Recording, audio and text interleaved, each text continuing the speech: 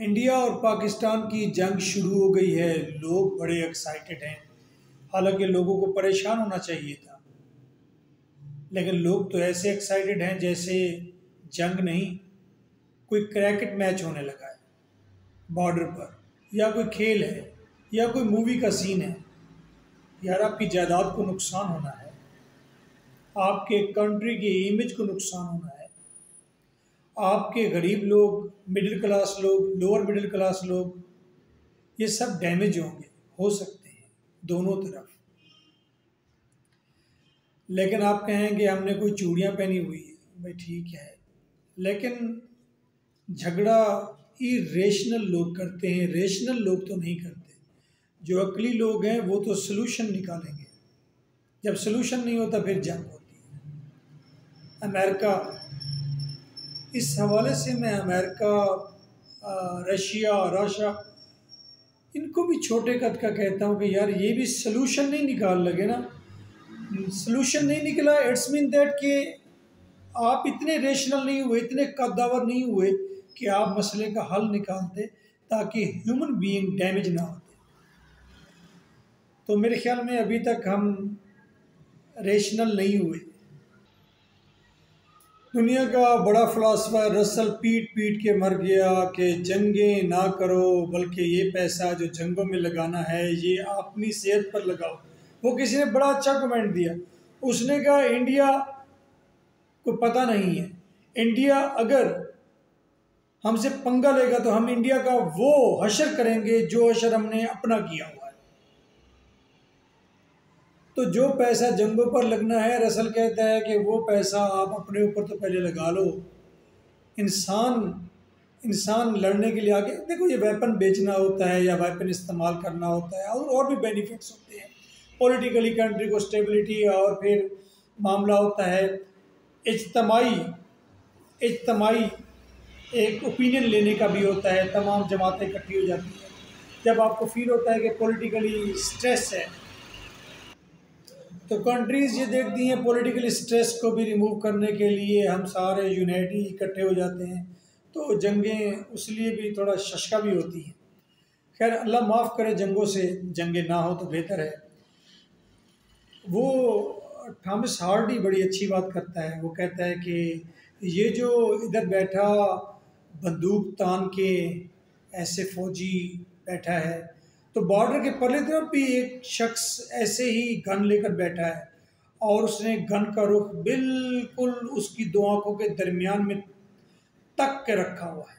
और इधर से एक और नौजवान फौजी है जिसने अपनी बंदूक का रुख इतना स्टेटिक और इतना फिक्स किया हुआ है उसके माउथ के ऊपर कि अगर एक थोड़ी सी हरकत भी सामने वाले ने की तो इधर से ट्रैगर ऐसे होगा और वो शख्स लम्हा भर में उसका मुंह सारा फट के ऐसे ऐसे हो जाए, ऐसे।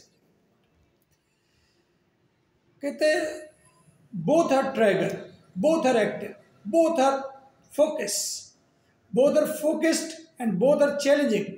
लेकिन वो कहते हैं अगर यही दो लोग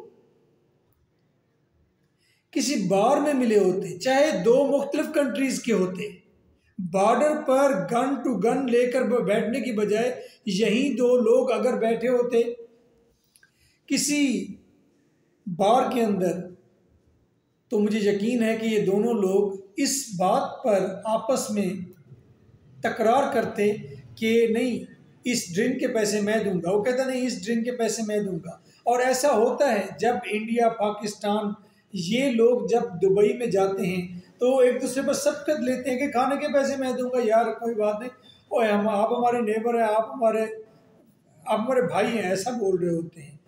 आप जाकर देखिए थाईलैंड के अंदर ये किस तरह का बिहेवियर होता है। मुझे एक्सपीरियंस हुआ एक कंट्री में, तो वहाँ पर मेरी हेल्प पे यकीन करें, हिंदू और वो क्या नाम है सिख भाइयों ने की है। यार क्या बात है उनकी। तो जो अपने थे वो डैमेज करने वाले थे। That was strange story. चलो छोड़िए उस बात को। सुलेमान खान से पूछ लीजिए। सुलेमान खान ने तो एक मूवी में कहा था, उसने कहा था कि उससे पूछा गया, ये बताइए जवान, वो फौजी होता है, कि ये जंगें कब ख़त्म होंगी। तो थका हुआ ऐसे करके कहता है जंगें तब खत्म होगी जब हमारे हुक्मरान हमसे आगे बंदूक लेकर चल रहे होंगे जंग के लिए, उस दिन जंगें खत्म हो जाएंगी। जंगों से पनाह मांगें और होश के नाखून लें, रेशनल बने, अक्ली बने, पढ़े लिखे हैं दोनों कंट्रीज़ के लोग, और इसको एक्साइटमेंट मत समझें। ऐसे एक्साइटमेंट में तो अम्मी जी कहाँ पड़ी होगी, तो बाजी कहाँ पड़ी होगी, तो बच्चे कहाँ पड़े होंगे, तो पापा जी कहाँ पड़े होंगे, तो आप फिर कहेंगे अच्छा जंग तो बड़ी गंदी है जी, बुरी है, होती ना जंग। तो फॉर गॉड से टेक इट सीरियस। और हमारे जो बड़े डिसीजन मेकर्स हैं उनसे रिक्वेस्ट है कि जनाब इसको मुख्तसर कीजिए और इसे नहीं होना चाहिए। ऐसा ना हो कि ये एक बेकाबू आग की तरह फैल जाए। और मैं तो दुआ करता हूँ, मैं यही दुआ कर सकता हूँ कि अल्लाह ताला मोदी को हिदायत दे। मैंने सुबह सुबह योगा में ये दुआ कराई है कि प्यूटन, ट्रम्प और मोदी को या अल्लाह मुसलमान कर दे।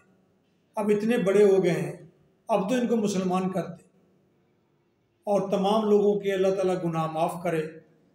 दोनों मुल्कों के अंदर लोग बड़ी मिलावट कर रहे हैं, बड़ी करप्शन कर रहे हैं, तो इनके गुनाह भी माफ़ फरमा, इनको हिदायत भी दे। तो इसी तरह आप दुआ करता हूँ कि नीली छतरी वाला दोनों कंट्रीज़ के लोगों को हिदायत दे और फर्दर जंग ना हो, जंग यहीं पर ही रुक जाए, बस काफ़ी है इतनी, बस ट्रेलर ही काफ़ी है, ज़रूरत नहीं है नुकसान करने का। क्योंकि इसका हल क्या, इसका एंड क्या होगा? कौन सी जंग है जिसका कोई आपने पॉजिटिव एंड लिया है? End of every war is blood of the poor, nothing else. गरीबों का नुकसान, बस हर जंग का यही एंड निकलता है। और वो इंडियन कबीर कहता है और हमारी आबदा परवीन गाती है और दोनों कंट्रीज़ के लोग दोनों को सुनते हैं, दोहरे नशे भी करते हैं। लो, मैं इंडिया पाकिस्तान दोनों को कह रहा हूँ। कबीर ने कहा और आबदा ने सुनाया, उसने कहा जीत जीत के उम्र गुजारियो हुणते हार फकीरा।